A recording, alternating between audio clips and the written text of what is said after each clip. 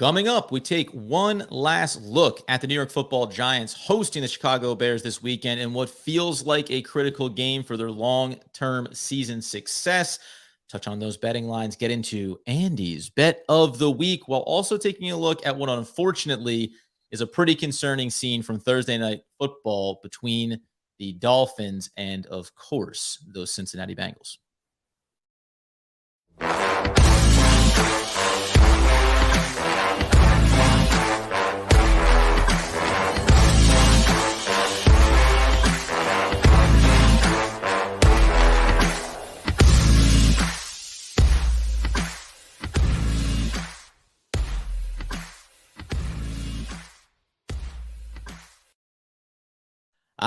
Yes, friends. It's OGP, the One Giant Podcast, as always, coming to you on a Friday morning, live over on YouTube, in your ears on the podcast feed. I'm Adam Armbrecht, breaking down the Brooklyn Nets on the Locked On Nets podcast.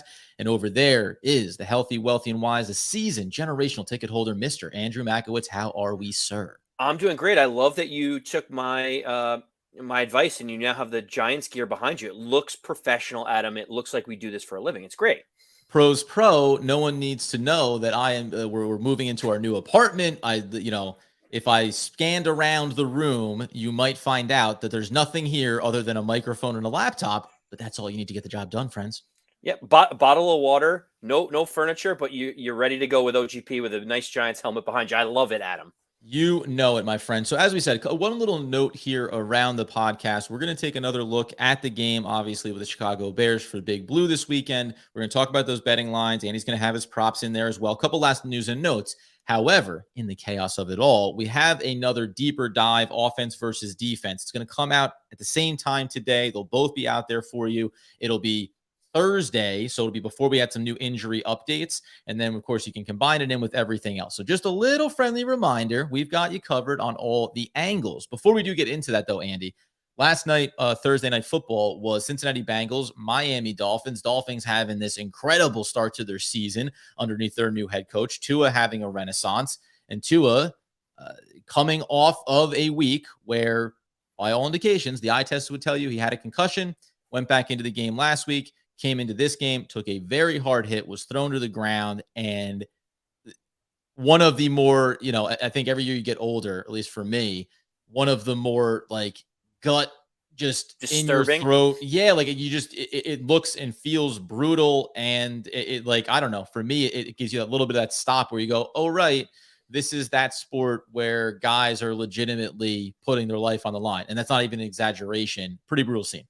Yeah, it was, and obviously he had something called fencing posture, which is like where they get the alligator arms up by there, and they can't control their fingers, which is a neurological response to trauma to the body, to the brain. Traumatic brain injury. A TBI is what they call it. It's like your body can't control itself anymore because it got hit so hard.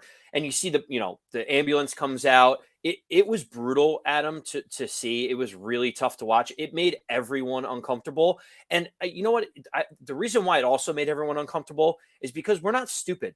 The people watching on TV are not dumb. We watched what happened last week. We saw Tua get smashed to the ground, got up, was wobbling, fell down again. And we're not dumb. They could tell us it's a back injury. They could tell me he passed all concussion protocols, Adam. That's fine. But the eye test said that guy should not be allowed back in the game. And then they bring him back in on a short week, and he has the same thing happen. And it's almost like I told you so. There's plenty of doctors. There's a big one on Twitter that came out and said, if they let him play, this is complete malpractice and they should be facing lawsuits. And this is exactly what happened. I think everyone can agree that was uncomfortable. And if Tua plays in the next game, someone needs to be fired or they need to change whatever protocols they have going on right now. Oh, I mean, you'd be shocked if he did, but I guess you'd be somewhat shocked that he played in that game. There's a couple of things. One, you could tell me that the week prior was a back injury. Spinal cord kind of connected to every single part of the human body, pretty critical. So back injury, even if that is why he almost crumpled to the ground on himself, that could be as concerning as any concussion protocol or anything that could possibly happen to him. That's the one part of it. The other side of it for me is too, that like there was the popular Twitter, physician doctor who came out ahead of the game. But the one thing I'll say is, like, yes, we did all see it. And nobody, I don't know. There wasn't an outcry about this. Everybody came into it, and you make the notation that he had a concussion or looked like he may have, but he got cleared to play. Boy, that quarterback is so tough. And then the game's going to start, and you give your preview. Once that hit happens, then it is, in a lot of regards, the retroactive perspective on it. And I'm not saying that's not on the public's fault, right? The NFL, the Miami Dolphins, everyone involved, Tua is responsible too, although we understand why players try to find a way. And I'm going to mention a quick little footnote about that component of getting themselves back on the field.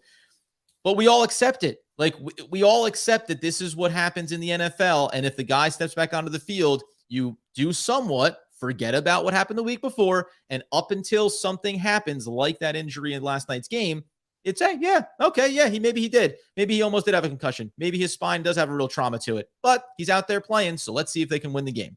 Well, speaking about spine, something that was spineless was the Amazon Prime halftime show. I don't know if you watched any of it on Amazon. I caught a Prime. little bit of it. I think, I know Ryan Fitzpatrick seemed to be having a little bit of a hard time in having the conversation potentially. They were, but while they were talking about how bad the injury was, they didn't mention once the fact that he had a concussion or was injured the previous week. They were basically like, wow, you hate to see that. Freak injuries can happen walking on the street. It's like, no, guys, let's be a little bit more responsible here and say that there's more to this. And that's why everyone was as concerned as they were. It would be concerning if it was just one concussion, but the fact that everyone knows he had a concussion last week made it even worse, where everyone's like, ooh, and they don't even mention it. And we talk about, even in the chat, people are saying that was hard to watch. Yeah. Mike McDaniel, the coach of the Miami Dolphins, came out and said after the game, he goes, if I didn't have an obligation to the organization, if this was not my job to coach the other players on the team, I wouldn't have continued. I would have gone to the hospital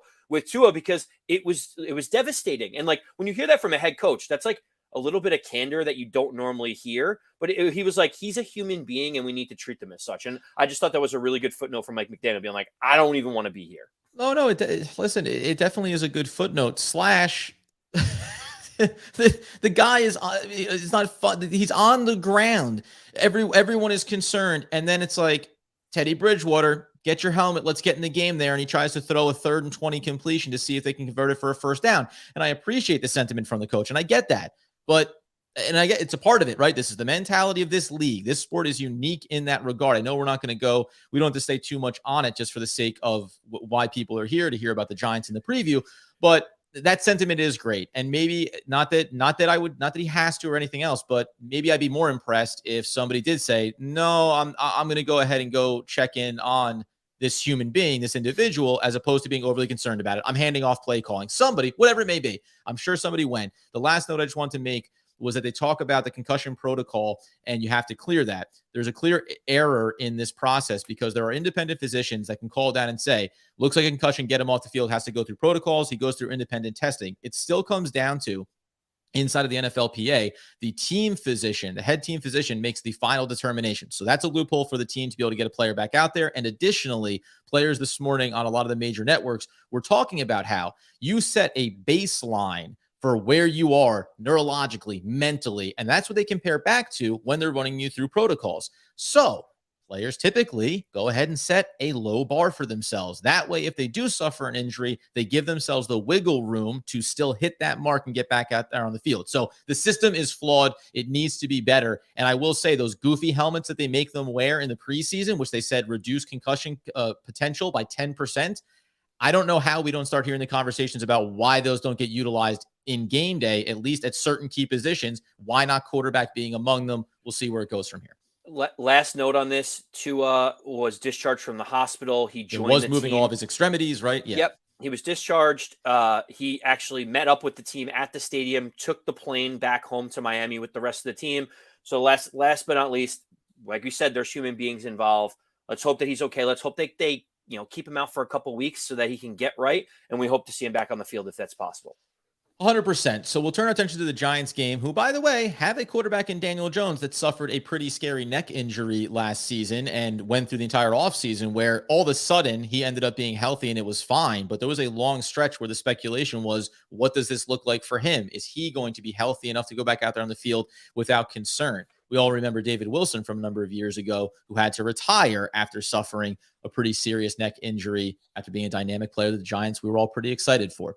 That being the case, the Chicago Bears are coming up this weekend. You and I, we got into a bit of a philosophical shouting match on Wednesday. The extra script that you're going to see here from us, extra video that you're going to see here from us is going to be about the offense versus the defense. A lot of people are saying right now, Andy, that this could be, hey, listen, it's another grind out game for the Giants. You just got to make it happen, get across the finish line, put up enough points to beat a suspect offense with Justin Fields and the Chicago Bears. Is that okay? And this isn't about Daniel Jones. It isn't about any one individual. Just at what point, as I said, the NFL is the NFL. Players come in and out. Guys get hurt. They get replaced. When does it just need to be this offensive scheme needs to start showing what it's capable of? Because now we're getting into week 4, and we know that there's a very tough Green Bay defense coming up the following week in London. The Ravens are a tough team. What are we, week 9, week 10, we're going to say, oh, now we're starting to see it. It is part of the philosophical debate. Like if the Giants beat the Chicago Bears 10-9 on Sunday, right? And the offense can't move the ball. It's a war of attrition. And Graham Gano kicks a field goal with like no time left and we win the game. Yeah. You'd be happy that we're winning the game. But then you're also thinking to yourself, like, yes, the Chicago Bears are 2-1, but they beat Trey Lance in his first start of the year. They beat Davis Mills while they were at home, and they lost by double digits to Aaron Rodgers. Like, what are we if we're benchmarking ourselves against just beating the Chicago Bears instead of delivering a performance that everyone is excited about? And I do believe that they do need to try to move the ball down the field. I know it's gonna sound crazy, but the Giants need to score a bunch of points against the Bears. This is not the 1980 Monsters of the Midway type of Chicago Bears defense. They're just a middle-of-the-road defense, Adam. Mm-hmm. They don't have Khalil Mack anymore. They traded him away in the offseason. He was one of their big players. They have a bunch of injuries on the defensive side of the ball. The Giants need to come out, and it can't just be like, we know Justin Fields can't move the ball, so we're just going to kick field goals and bludgeon them with 50-yard field goals from Graham Gano the entire game. No, I can't see how that can be the case. I mean, you're talking about, we think about yardage and where these teams stack up. To your point, I was just running the quick check here because I was curious, like, are the Chicago Bears still a top 10 defense from a yardage perspective? Yes, they are. Against, total yardage, they have themselves, 2, 4, 6, 8, 9, 10th. They're 10th in the league. By the way, they're just ahead of the New York Football Giants defensively in terms of total yards given up there. And it's one of those things where, yes, like you look at that, and we talked about this yesterday, Wednesday, Thursday, about how Justin Fields, 297 total passing yards. So in a lot of ways, we feel like there's a lot of similarities between these two teams, right? Not necessarily great dynamic passing offenses, have some really good running talent. Where are they going to go from here, et cetera, et cetera. But like they only have, and I know you mentioned the defense, but like in the game overall, they only have 297 passing yards. Whatever I may think about Daniel Jones, he's thrown for 560 yards so far this season. Like that's normal NFL stats. We're talking about, this is borderline peewee stat lines that the Chicago Bears offense is putting up. So if we start from there and say Wink Martindale needs to get himself on track, needs to find a way to get pressure, just needs to be able to walk into this game and say, we're not taking on an elite quarterback talent. We should be able to do our job here. We should be able to hold Chicago under 20 points. Then to your point, this Chicago defense is not the Chicago defense of old. The Giants need to be able to find a way to be productive here. And we can touch on King Chris, who's mentioning in there, Darius Slayton. He even does say Kenny Golladay as well. I'm a little bit cautious about the Kenny Golladay component of this, but we did mention Darius the other day as well. Historical perspective, Adam, Justin Fields' 297 yards is the least of any quarterback that played 3 games that didn't get hurt or didn't get benched in 30 years. We're talking about, this is like historically low for what the Chicago Bears offense is doing. And so you'd think that Wink Martindale will figure out some schemes to dial up some pressure. There is some good news. They run the ball tremendously. I think they're number 2 in rushing yards per game. They like to run the Herbert ball. has 240 on the season by himself, let alone Montgomery pitching in 159 already. Well, and so for Giant fans, while it's tough to hear people being injured, David Montgomery sat out of practice again yesterday, Thursday, with a leg injury. It looks like he's, they're saying they're pessimistic about his chances. That would be big for the Giants if it's just Herbert. I know people are like, well, he should be starting over Montgomery anyway. But anytime you have the 1-2, as you mentioned, the stats of how they're able to rush the football, eliminating one of those guys in David Montgomery would be big for the Giants. It's just another weapon that they won't have out there. Yeah, and I know it looked like, do we have any, I don't know if you saw it, I didn't look like Wan'Dale Robinson and Kadarius Toney were going to be close to being able to play this weekend. Leonard Williams was a little bit more optimistic, but I don't know if he was going to get there. So it looks like the Giants are going to be, of course, shorthanded in a similar way that they were to last week. And again, still no reason why you can't find ways to be productive. So those are all essentially confirmed that they are not looking like they're going to play. Yeah, no, all three of them did not participate in practice on Thursday. They're also pessimistic about any of their chances to be out there. Most of the beat writers are saying it looks like all three of them could be back for the London game against the Packers the following week. It just feels like, using abundance of caution, especially after we've seen people trying to go back into games and re-injuring themselves and getting hurt and being out longer term. I think it's going to be, smart for the Giants to kind of sit them. So go ahead. Yeah, go ahead. Oh, okay. No, 51% just for completion percentage for Justin Fields, only 45 pass attempts. Like, it's not just that they're not being productive. It's not efficient. It's not effective in the small usage. And here's the one thing I want to tie into that, though, and why this game does matter for the New York Football Giants.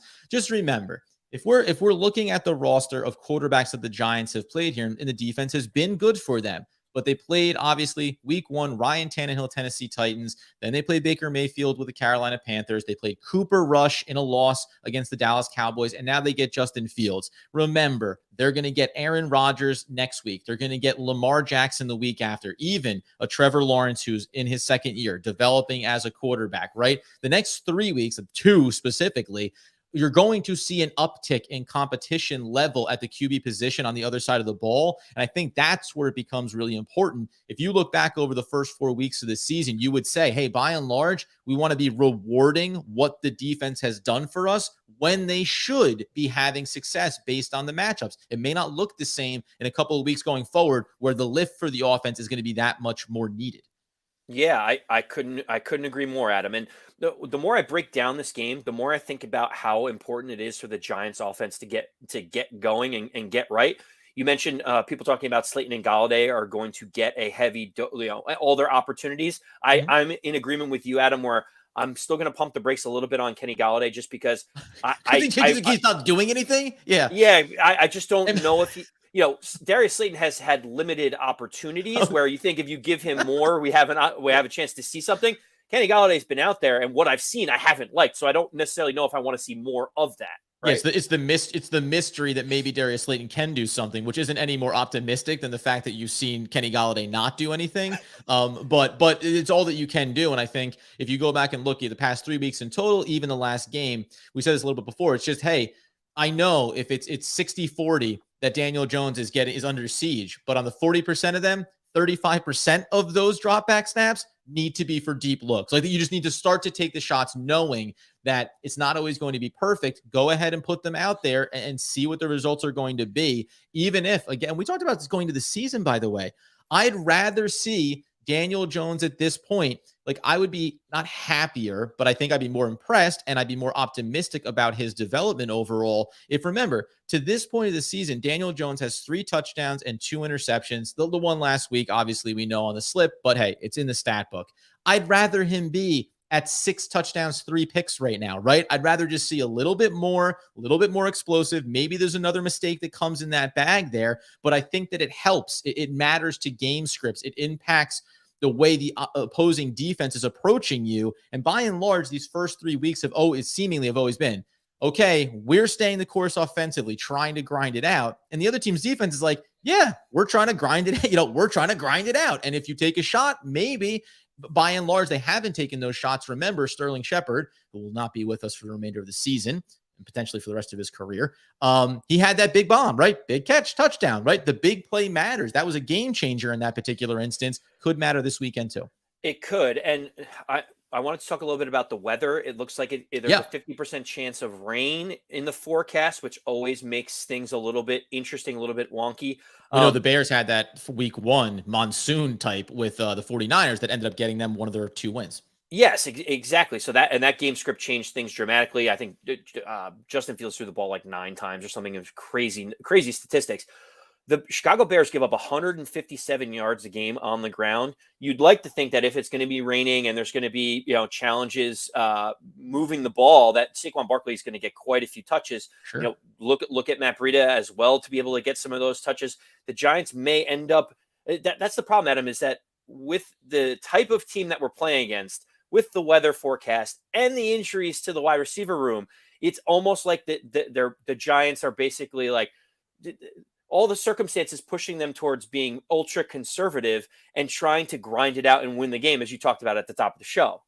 Yeah, that's fine. And by the way, like if the weather goes that way and they end up being more run heavy, because I get that, right? This isn't an objective. I don't care if it's a snow. I don't care if there's 40-mile-an-hour winds in Daniel Jones' face. He's got to chuck it.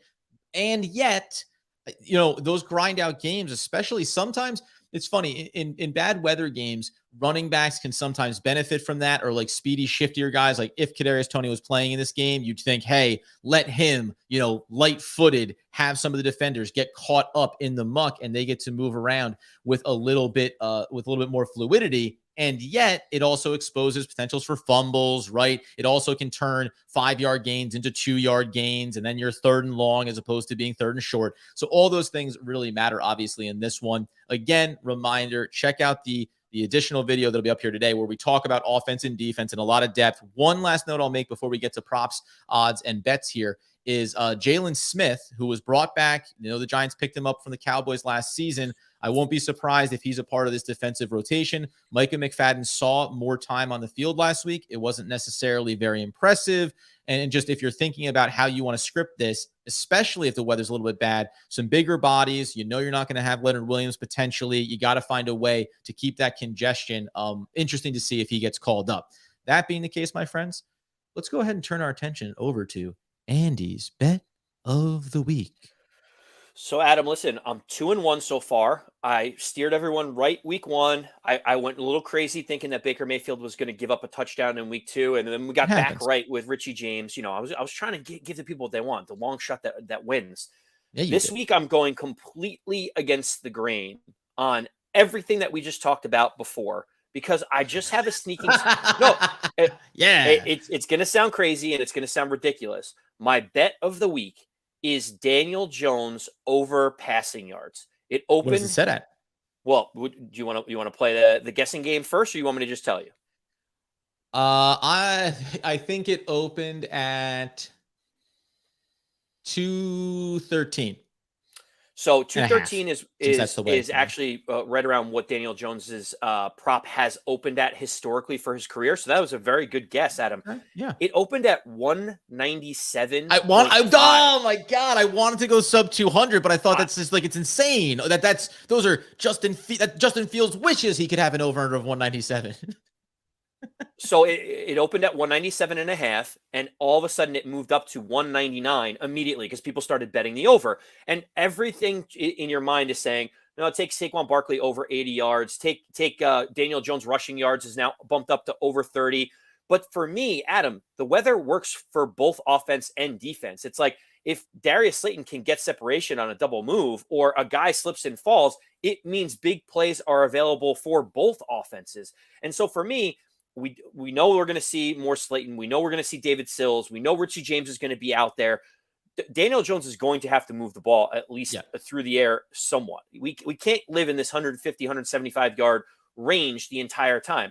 I have a sneaking suspicion that, number one, the Bears' passing defense is not as good as the numbers show because they did have that random game against San Francisco where Trey Lance couldn't throw the ball. Adam, Jalen Johnson is their Pro Bowl caliber, top 5 in the league cornerback. He was out again from practice. They have Kyler Gordon on the other side, who's like a 40 Pro Football Focus. Looks like he's given up the most receptions in the entire NFL at the cornerback position with 18 or 19. Adam, this is an opportunity for Daniel Jones to be able to move the ball. They may not be able to get all the deep shots that they want because the offensive line still has its limitations.